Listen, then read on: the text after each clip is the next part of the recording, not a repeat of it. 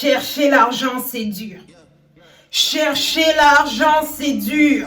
Quand tu veux ton indépendance financière, attachez bien vos ceintures. Quand on dit chercher l'argent, tu te lèves matin, tu vas travailler. C'est dur. Et Seigneur. Hello tout le monde, bienvenue sur ma chaîne. J'espère que vous allez bien, que tout se passe très bien pour vous. Welcome back to my channel. Tel que le titre l'indique, aujourd'hui, je vais vous raconter les pires anecdotes que j'ai eu à vivre en tant que vendeuse dans un magasin de sneakers. Vous dire, honnêtement, j'ai des choses à vous dire. La vie est...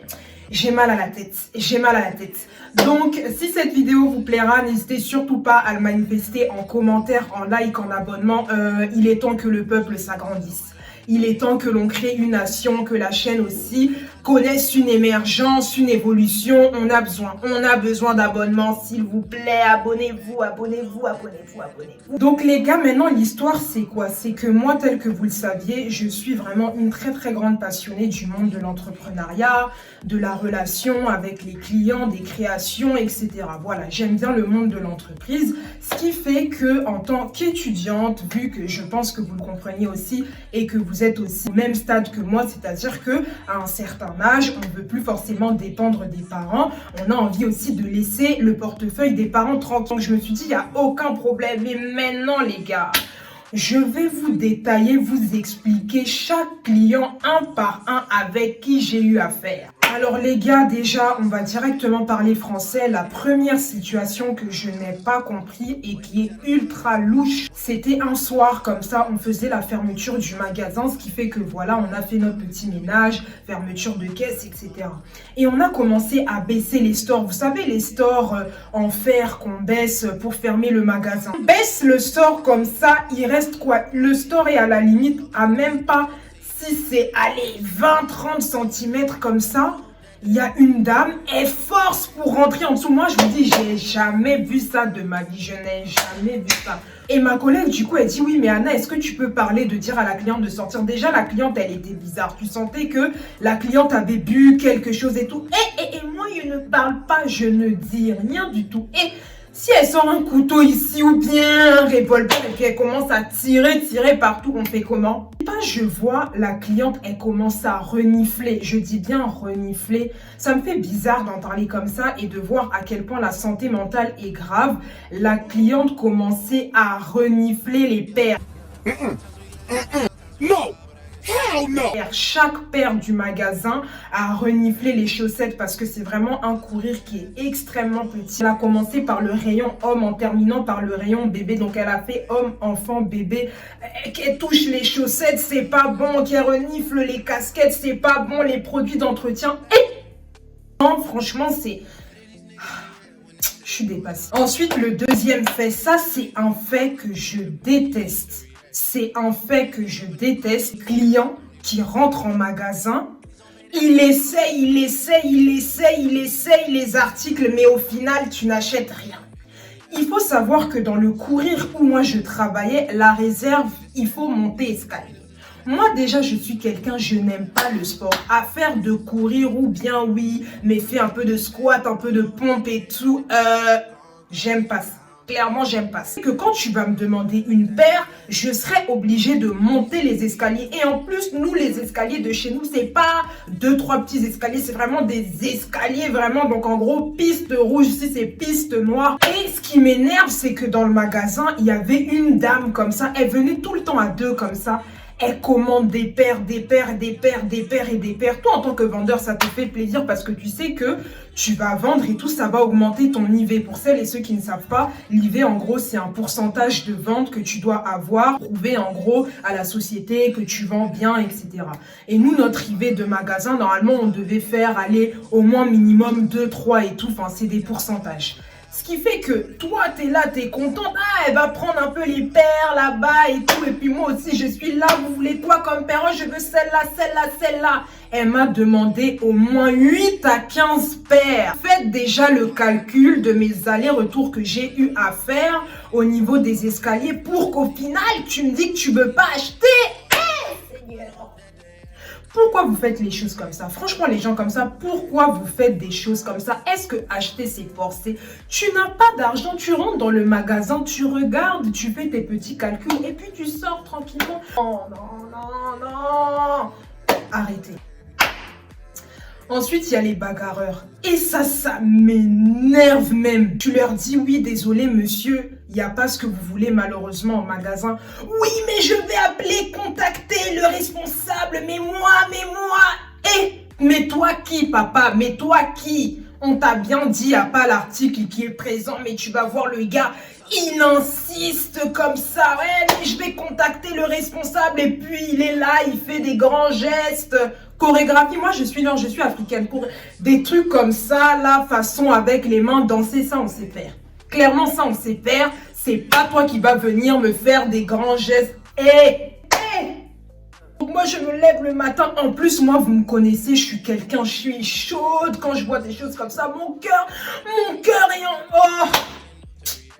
Vous oubliez, je suis congolaise, hein, des trucs comme ça, j'ai envie de t'insulter, de m'agripper à toi, et puis je te frappe, et puis toi t'es là, tu viens, tu me cries comme ça, parce qu'il sait très bien que, certains clients savent très bien que nous les vendeurs, souvent voilà, on fait quand même, on favorise l'humilité, on est humble, on reste calme, mais j'ai envie de me gifler là. Moi, ce que je te dis, c'est pas suffisant.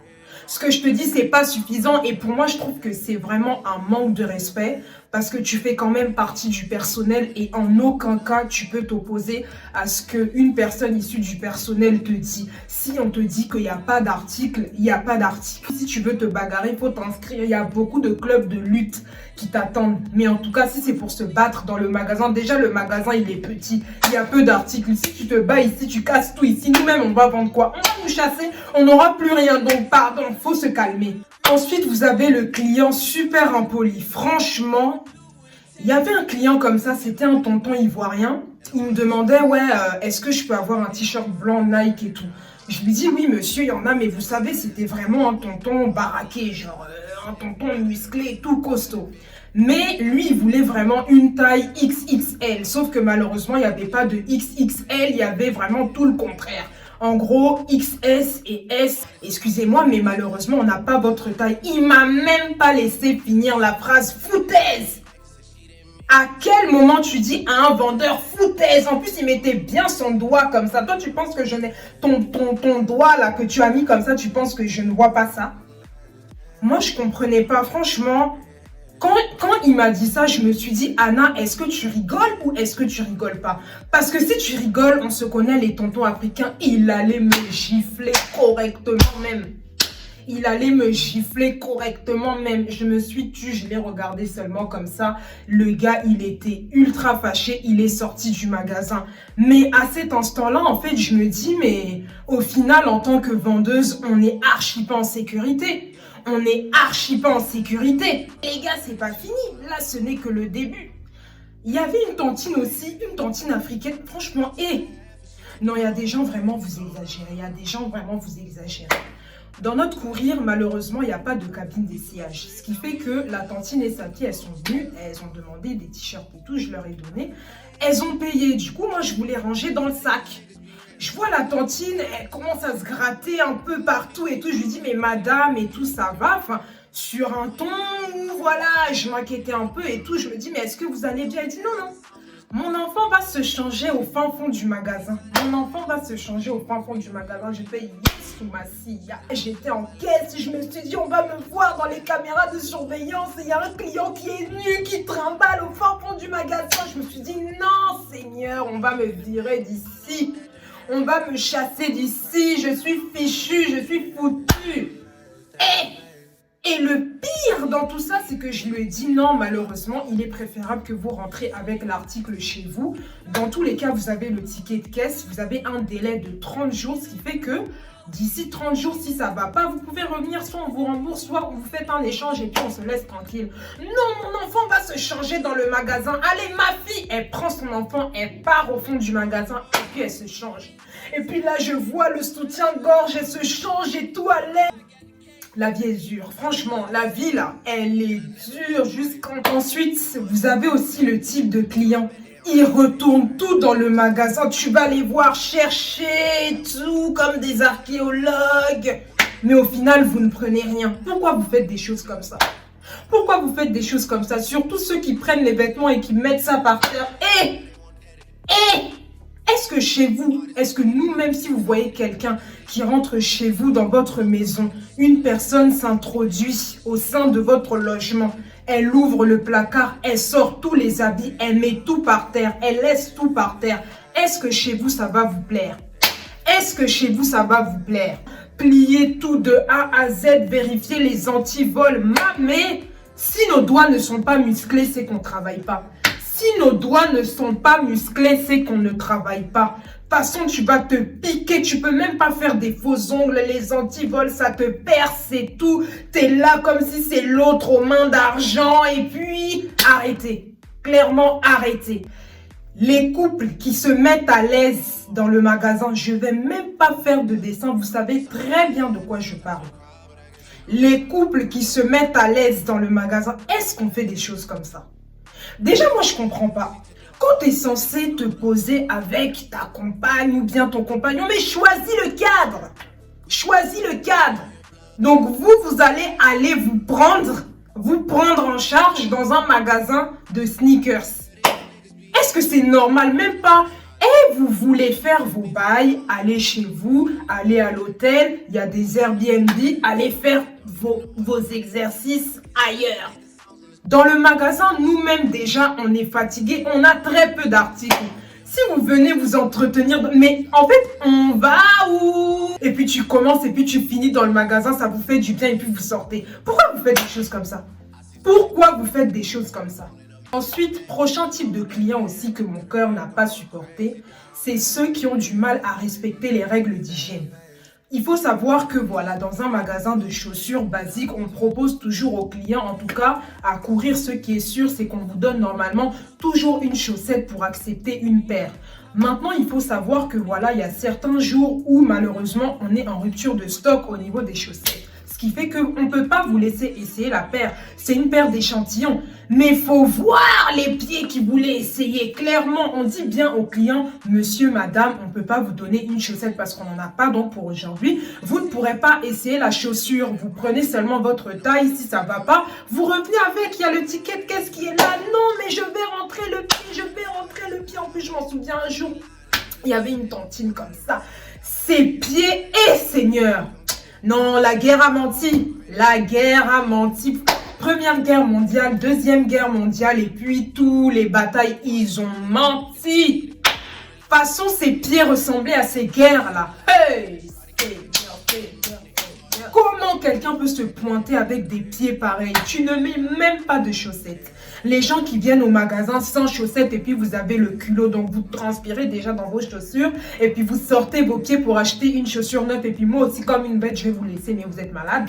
C'est pas possible. Ensuite, les prochains clients, ceux qui sont impatients là, vous vraiment, période où je travaillais là-bas, il y avait une seule caisse qui fonctionnait et je vous dis même pas, imaginez déjà le monde et la queue qu'il devait avoir en sachant qu'on était en période de solde. Bien évidemment, il y a toujours des clients bienveillants, voilà, qui comprennent et tout, qui patientent. Dans tous les cas, la paire, on va la payer. Donc, tu auras ta paire en fait. Tu auras ta paire, tu vas rentrer avec. Mais les clients impatients, beaucoup de gestes et tout, oh là là, mais dépêchez-vous, on n'a pas le temps. Oh là là, mais c'est fou, on va bientôt faire un barbecue et puis, beaucoup de gestes. Tu vas grave attendre. Qu'est-ce que je fasse quoi? Que je prenne tous les cartons et puis que je bip tout comme ça? Mais non, c'est pas normal. C'est pas normal, clairement, c'est pas normal. Après, t'as celui qui pose des questions bêtes. Quand je vous dis dans la vente, vous allez voir des dingueries.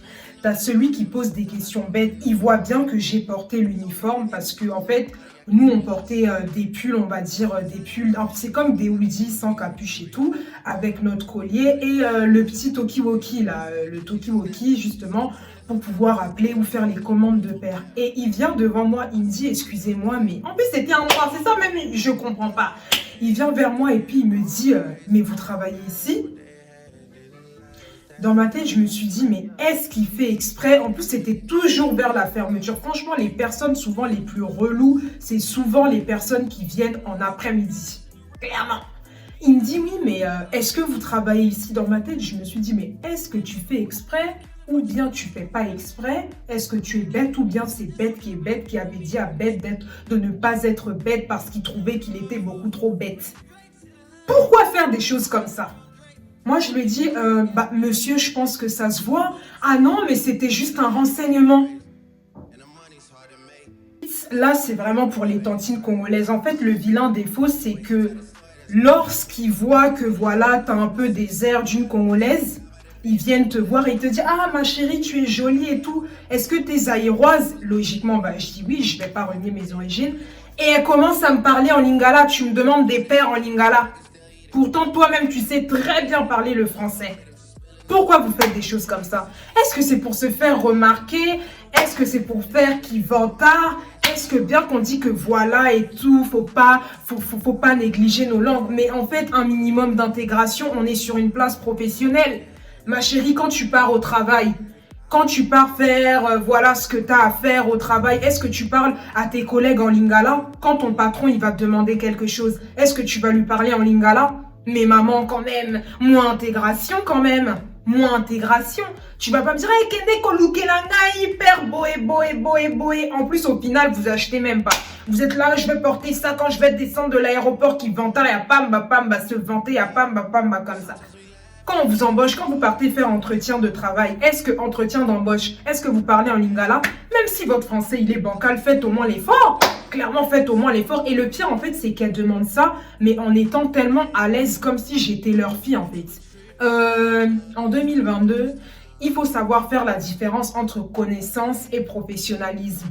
Je ne te connais pas, on ne se connaît pas, on est dans un milieu professionnel, donc respecte-moi. Ça te coûte quoi de dire, ouais ma chérie, est-ce que tu peux me récupérer, même avec un petit français bancal? Moi-même, je vais comprendre. Je sais très bien que le français n'est pas notre langue natale. Pour celles et ceux voilà, qui sont issus de parents immigrés, on sait très bien que nos vraies langues, c'est les langues de chez nous. On parle le français parce qu'on est né sur le territoire et c'est comme ça. On doit s'intégrer, on doit parler français, c'est logique. Je ne vais pas aller, je sais pas, au Maroc ou en Algérie, commencer à parler aux gens en anglais, or que la langue nationale, c'est l'arabe. Clairement, on ne va pas embêter la population. Je vais faire tout mon possible pour apprendre l'arabe et puis parler avec les gens, histoire de m'intégrer aussi dans leur culture, ce qui est tout à fait normal. Mais toi, t'es là, au Kende Kolukelanga, Kende de rien du tout. Kende de rien du tout. Donc les gars, la vidéo touche à sa fin. J'espère que cette dernière vous aura plu, mais vous avez vu qu'au final, être vendeur, aller au travail, toucher son argent, c'est bien. Mais faire face aussi à des gens, la fameuse relation client que l'on appelle, c'est réellement pas facile parce que lorsque vous avez affaire à des gens qui ne vous respectent pas, des gens qui vous minimisent, qui vous parlent mal, qui vous crachent dessus, des gens qui font n'importe quoi dans le magasin en sachant que dans ces moments-là, c'est vous qui êtes responsable, honnêtement, ça fait littéralement mal au cœur parce qu'en fait, il y a des gens qui s'en fichent complètement. Eux, ils rentrent dans le magasin, ils font ce qu'ils ont à faire et ils s'en vont. Fait de très très gros bisous et on se retrouve une prochaine fois pour une nouvelle vidéo. Bye bye!